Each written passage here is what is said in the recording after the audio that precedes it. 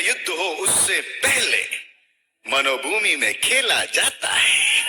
जय हिंद। स्टडी बसेरा के नए वीडियो में आप सभी का हार्दिक स्वागत है। चैनल पर नए तो चैनल को सब्सक्राइब कर लीजिएगा, बेल आइकन को क्लिक करके ऑल पर सेट कर लीजिएगा और वीडियो अगर पसंद आता है तो वीडियो को लाइक करते चलिएगा और शेयर भी करते चलिएगा अपने फ्रेंड ग्रुप में, अपने दोस्तों यारों के साथ भी शेयर जरूर करते चलिएगा। चलिए स्टार्ट करते हैं।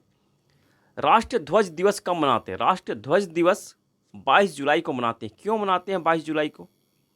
22 जुलाई को राष्ट्रीय ध्वज दिवस क्यों मनाते हैं? तो राष्ट्रीय ध्वज दिवस 22 जुलाई को इसलिए मनाते हैं क्योंकि 22 जुलाई 1947 को संविधान सभा द्वारा राष्ट्रीय ध्वज का जो वर्तमान स्वरूप है इसे स्वीकार किया गया था। इस ध्वज को स्वीकार किया गया था 22 जुलाई 1947 को। इसी को याद करते हुए हम लोग प्रत्येक वर्ष राष्ट्रीय ध्वज दिवस मनाते हैं 22 जुलाई को। किसके द्वारा? संविधान सभा द्वारा। कहाँ स्वीकार किया गया था? किस स्थान पर? संविधान हॉल में स्वीकार किया गया था, अपनाया गया था राष्ट्रीय ध्वज को। इसका अगर बात किया जाए राष्ट्रीय ध्वज का अनुपात, लंबाई चौड़ाई का अनुपात क्या होता है? तो लंबाई और चौड़ाई क्वेश्चन में अगर रहता है लंबाई चौड़ाई, लंबाई पहले और चौड़ाई बाद में, तो ये हो जाता है 3:2। 3:2 क्वेश्चन में कभी कभी ये भी देता है चौड़ाई पहले, यानी कि चौड़ाई लंबाई का अनुपात क्या है क्वेश्चन में रहता है कि राष्ट्रीय ध्वज के चौड़ाई लंबाई का अनुपात क्या है, तो आंसर बन जाता है 2:3। इसे ध्यान रखिएगा, क्वेश्चन ध्यान से समझ लेना है। दोनों ही तरह के क्वेश्चन पूछे जाते हैं, कभी लंबाई चौड़ाई का अनुपात पूछा जाता है, कभी चौड़ाई और लंबाई का अनुपात पूछा जाता है। वर्तमान जो राष्ट्रीय ध्वज है इसे किसने डिजाइन किया था, किसने बनाया था? तो पिंगली वेंकैया। और पिंगली वेंकैया आंध्र प्रदेश से बिलोंग करते हैं, इन्होंने इसे बनाया था। चलिए कंप्लीट डिटेल हम लोग समझा जो इम्पोर्टेंट था। चलिए नेक्स्ट पॉइंट पे चलते हैं। मानवी मधु कश्यप। ये मानवी मधु कश्यप कौन? भारत की पहली ट्रांसजेंडर सब इंस्पेक्टर है। ये sub inspector SI sub inspector हैं। और किस स्टेट में बनी है? तो बिहार स्टेट में।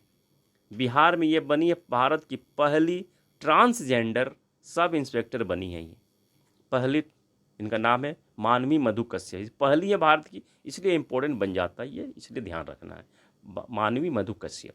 नेक्स्ट है द प्रिजनर ऑफ भोपाल। ये पुस्तक है, प्रिजनर ऑफ भोपाल ये जो नाम है, ये पुस्तक है, इसको लिखा है टिम वॉकर ने। तो इस पुस्तक का संबंध किससे है? तो भोपाल में जो गैस त्रासदी हुई थी उससे संबंधित, उसके बारे में इस पुस्तक में चर्चा की गई है, भोपाल गैस त्रासदी के बारे में। तो भोपाल गैस त्रासदी कब हुई थी? 2 दिसंबर 1984 में। और इसीलिए 2 दिसंबर को हम लोग प्रत्येक वर्ष 2 दिसंबर को राष्ट्रीय प्रदूषण नियंत्रण दिवस भी मनाते हैं। इस दुर्घटना को याद करते हुए प्रदूषण नियंत्रण हमें करना है। तो कौन सी गैस लीक हुई थी? जो भोपाल गैस त्रासदी हुई थी, जो इंसिडेंट हुआ था, उसमें कौन सी गैस लीक हुई थी? तो मिथाइल आइसोसाइनेट गैस का नाम भी पूछा जाता है प्रश्न में। मिथाइल आइसोसाइनेट गैस वहाँ से निकली थी, जिसके कारण बहुत से लोगों की मृत्यु हो गई थी। ध्यान रखना है, एक एक पॉइंट को मैंने बताया यहाँ एक एक पॉइंट को हम समझा जो इंपॉर्टेंट है। चलिए नेक्स्ट पॉइंट पे चलते हैं। नेक्स्ट पॉइंट है कमला पुजारी। ये कमला पुजारी कौन है? तो कमला पुजारी का संबंध जो है उड़ीसा से है, उड़ीसा के कटक स्टेट से है। और इनका निधन हो गया है 20 जुलाई को। 20 जुलाई को निधन हो गया है। तो इनको हम लोग क्यों रीड कर रहे हैं, क्यों पढ़ाई कर रहे हैं इनके बारे में? ये पद्मश्री से सम्मानित हुई है 2019 में। 2019 में इन्हें पद्मश्री पुरस्कार मिला था। और इनको किस क्षेत्र में, किस लिए पद्मश्री पुरस्कार मिला था? तो ऑर्गेनिक एग्रीकल्चर को, ऑर्गेनिक खेती को, जैविक खेती को बढ़ावा देने के लिए इन्हें 2019 में पद्मश्री पुरस्कार मिला था। कमला पुजारी का संबंध 74 वर्ष की एज में इनका निधन हो गया है 20 जुलाई को। और इन्हें और एक इम्पोर्टेंट पुरस्कार, अंतर्राष्ट्रीय पुरस्कार भी मिला है, विदेशी पुरस्कार भी मिला है। नाम है equator initiative award. Equator initiative award मिला था इन्हें 2002 में। किस देश द्वारा दिया गया था? तो साउथ अफ्रीका देश द्वारा यह पुरस्कार दिया गया था, इक्वेटर इनिशिएटिव अवार्ड कमला पुजारी जी को, ऑर्गेनिक खेती को बढ़ावा देने के लिए। चलिए नेक्स्ट पॉइंट पे चलते हैं। नेक्स्ट पॉइंट है यूपीएससी से संबंधित है। यूपीएससी में अभी घमासान मचा हुआ है, बहुत सारे अलग तरह के न्यूज़ आ रहे हैं जो कि यूपीएससी से ये आशा नहीं थी, उस तरह के न्यूज़ आ रहे हैं, बहुत तरह के फ्रॉड वाले। तो मनोज सोनी अध्यक्ष थे, यूपीएससी के अध्यक्ष थे। इन्होंने अपने कार्यकाल खत्म होने से पहले ही, 5 साल पहले ही इन्होंने इस्तीफा दे दिया है। 2029 में इनका कार्यकाल खत्म होता तो, परंतु इन्होंने अभी ही इस्तीफा दे दिया है।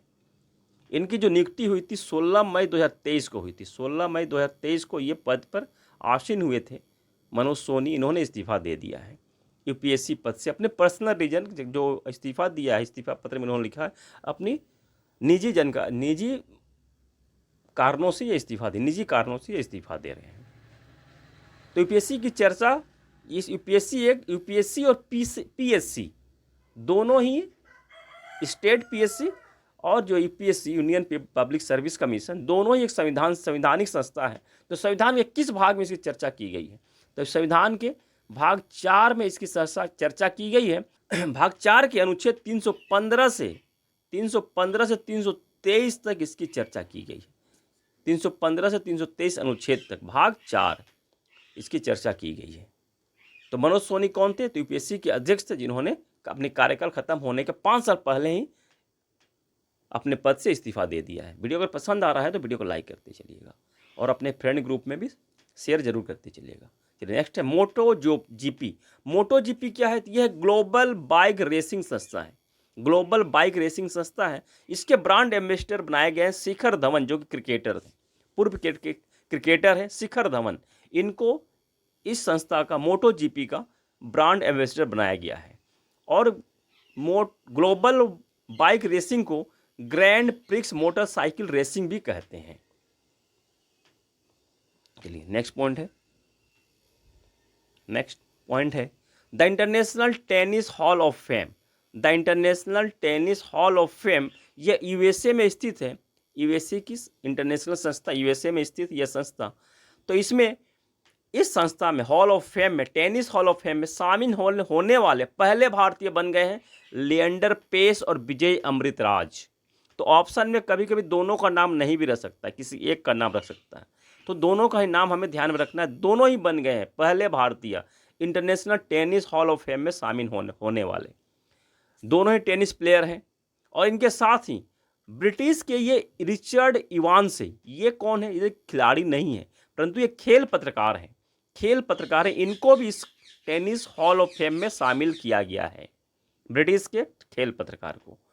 और इस तरह international tennis hall of fame में शामिल होने के मामले में भारत जो है 28वां देश बन गया है। भारत 28वां देश बन गया है टेनिस हॉल ऑफ फेम में शामिल होने वाले के मामले में। और टेनिस हॉल ऑफ फेम में किन्हें शामिल किया जाता है, इसे भी थोड़ा समझ लेते हैं। तो टेनिस हॉल ऑफ फेम में उन्हें शामिल किया जाता है, ऐसे लोगों को शामिल किया जाता है जो टेनिस खेल के विकास के लिए, उसके उत्थान के लिए, तरक्की के लिए महत्वपूर्ण योगदान देते हैं। तो उनके महत्वपूर्ण योगदान को देखते हुए उन्हें international tennis hall of fame में शामिल किया गया है। क्योंकि आप देख रहे हैं यहाँ ये दोनों खिलाड़ी को भी शामिल किया गया, यहाँ एक पत्रकार भी है, खेल पत्रकार है, तो इनको भी शामिल किया गया है। चलिए नेक्स्ट पॉइंट पे चलते हैं। चलिए आज के लिए इतना ही। कमेंट सेक्शन में विचार जरूर रखिएगा। मिलते हैं फिर नई वीडियो में आप सभी सफलता की मंगल कामना के साथ। तब तक जय हिंद, स्वस्थ रहें, मस्त रहें। धन्यवाद। जय हिंद।